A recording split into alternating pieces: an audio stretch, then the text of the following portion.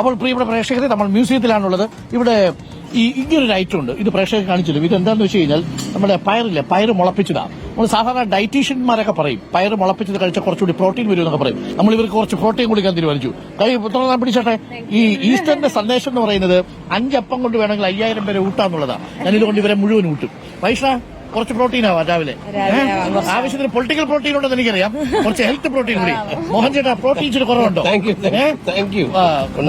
Okay, നമ്മൾ എല്ലാവർക്കും കൊടുക്കും കേട്ടോ. BJPയും കോൺഗ്രസും. സുഭാഷ് ചേട്ടാ സുഖമല്ലേ? സുഭാഷ് ചേട്ടൻ പ്രത്യേകിച്ച് ഐറ്റമൊന്നുമില്ലല്ലോ. BJPക്ക് പ്രത്യേകിച്ച് ഐറ്റമൊന്നുമില്ല. നമ്മൾ ഐറ്റത്തിനെതിരാണ്, എല്ലാത്തരം ഐറ്റങ്ങൾക്കും അല്ലേ. എന്താണ് മൊത്തത്തിലൊരു തെരഞ്ഞെടുപ്പ് ട്രെൻഡ്? തെരഞ്ഞെടുപ്പ് ട്രെൻഡ് സർക്കാർ ജീവനക്കാരും പെൻഷൻകാരും കേരളത്തിൽ 11 ലക്ഷത്തിലധികം ഉണ്ട്.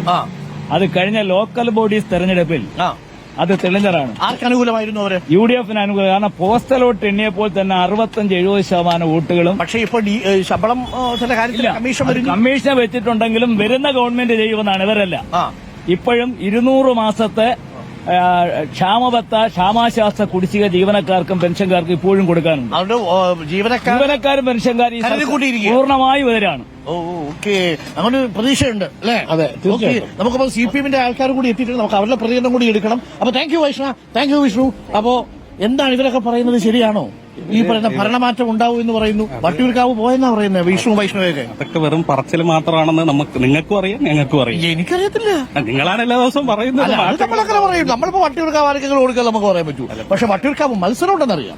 മത്സരമുണ്ട്. പക്ഷേ പ്രശാന്ത് അണ്ണൻ തന്നെ ജയിക്കും, തീർച്ചയായിട്ടും ജയിക്കും. കാരണം പുള്ളി ചെയ്ത വികസനങ്ങൾ പുള്ളിക്കാൻ ഇവര് പല പദ്ധതികളും ആസൂത്രണം ചെയ്തിട്ടുണ്ട്. 5 പാലത്തിന്റെ കഥയൊക്കെ പറഞ്ഞു. ഒരു ആശുപത്രി.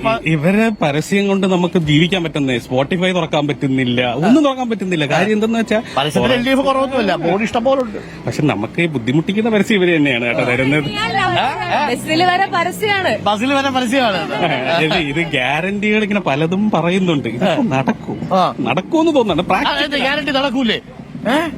എന്തായാലും ഈ സാമൂഹ്യ പെൻഷൻ 2500 കൊടുക്കാന്ന് പറഞ്ഞിട്ട് 5 വർഷം കഴിഞ്ഞിട്ട് അത് നടത്താൻ പറ്റിയില്ല.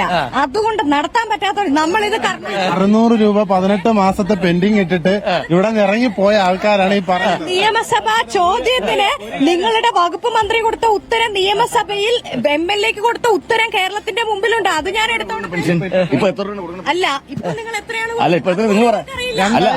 2000 രൂപ ഇവര് പറയുന്ന 3000 രൂപ കൊടുക്കുമെന്നാണ് പറയുന്നത്. ദൈവത്തിനറിയാം. 2000 ഇന്നലെ പറഞ്ഞ 6 കോടിയുടെ കണക്കിന് ഒരു തീരുമാനമില്ല. നിങ്ങൾ കണ്ടാണല്ലേ 5 കോടി 6 കോടി. നമ്മള് 3000 രൂപ ക്ഷേമ പെൻഷൻ, ഇന്ദിരാ ഗ്യാരണ്ടി ആയിട്ട് വനിതകൾക്ക് ബസ്സിൽ ഫ്രീ യാത്ര.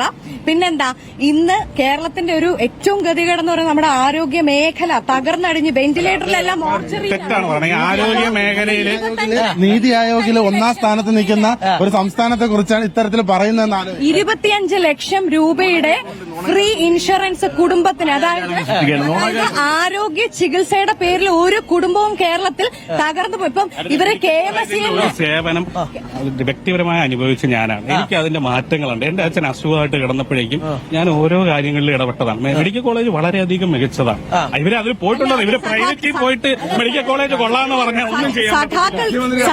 കേരളത്തിലെ സഖാക്കൾക്ക് ചിലപ്പോൾ മെഡിക്കൽ കോളേജിൽ പോകുമ്പോൾ മികച്ച സർവീസ് കിട്ടുന്നുണ്ടോ? അത് കേരളത്തിലെ ഈ ഗൈഡ് വയർ കുത്തിത്തച്ചത് വയറിൽ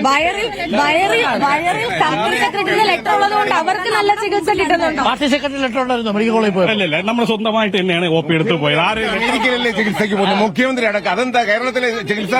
മുഖ്യമന്ത്രി അടക്കം അമേരിക്കയിലല്ലേ ചികിത്സയ്ക്ക്? അമേരിക്കയിൽ പോയില്ലേ? അല്ല, അമേരിക്കയിൽ പോയി. നിങ്ങളകത്ത് ഉലകം ചുറ്റും വാലിബനാണ്. ഉലകം ചുറ്റും വാലിബൻ. പുള്ളി വല്ല UK-ലും പോയി ചികിത്സിച്ചിട്ട് നമ്മളടുത്ത് പറഞ്ഞത്.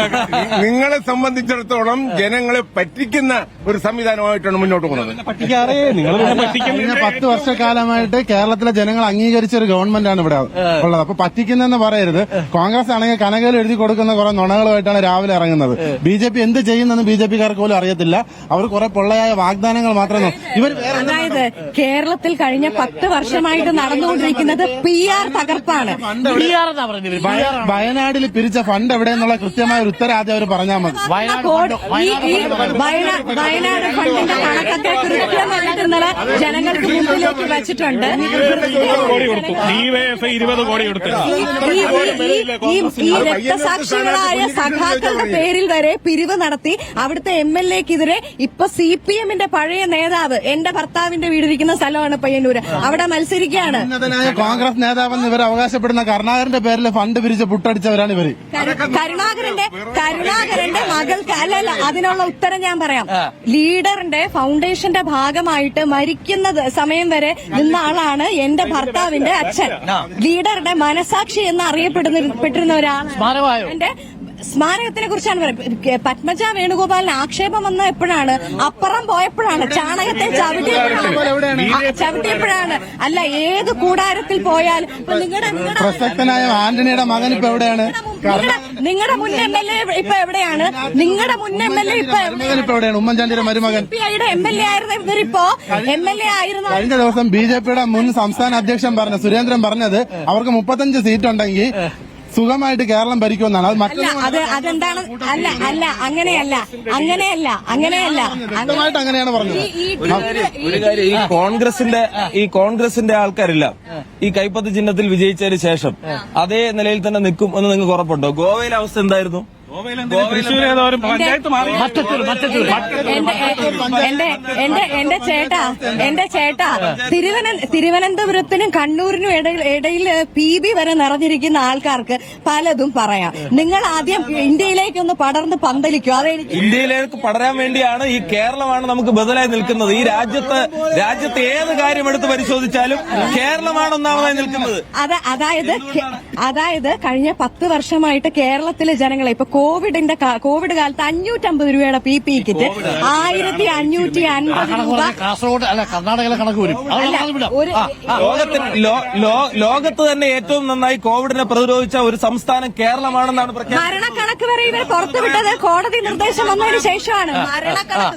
മരണക്കണക്കിൽ വരെ കള്ളത്തരം കാണിച്ച ഏറ്റവും കൃത്യമായി മരണക്കണക്ക് പറഞ്ഞിട്ടുള്ള സംസ്ഥാനം കേരളമാണ്. അതൊന്നും മരണ വീട്ടിന്റെ കണക്ക് പറയുന്നത് ഇവരാ ഇന്നലെ പറഞ്ഞ ശവം തൂക്കികളാണ്. അറിയാലോ, അതിനെപ്പറ്റി പറയേണ്ട ആവശ്യമൊന്നുമില്ലല്ലോ. വയനാട് വണ്ടിയിൽ നിന്ന് ഒരു അടിച്ചു മാറ്റി വീണ ഒരു കാര്യം ഒരു കാര്യം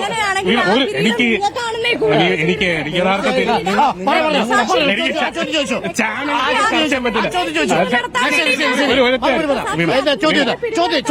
ഡിവൈഎഫ്ഐ എന്നൊരു പ്രസ്ഥാനം 20 കോടി ഈ കേരളത്തിൽ പിരിച്ചു.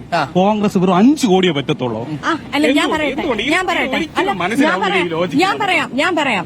നിങ്ങൾ ആലോചിക്കേണ്ടത് സർക്കാർ സംവിധാനത്തിന്റെ ഭാഗമായിട്ട് പിരിക്കുന്ന ഒരു സംഘടനയെ പറ്റിയിട്ടാണ്.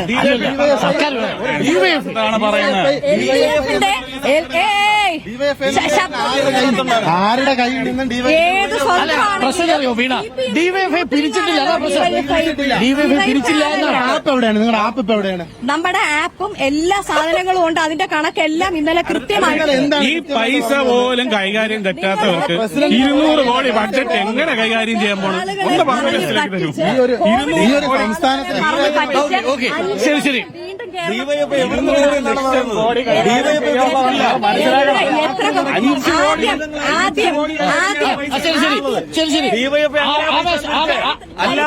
ആദ്യമായിട്ട് സർക്കാർ ജീവനക്കാരുടെ ശമ്പളം പിണറായി സർക്കാർ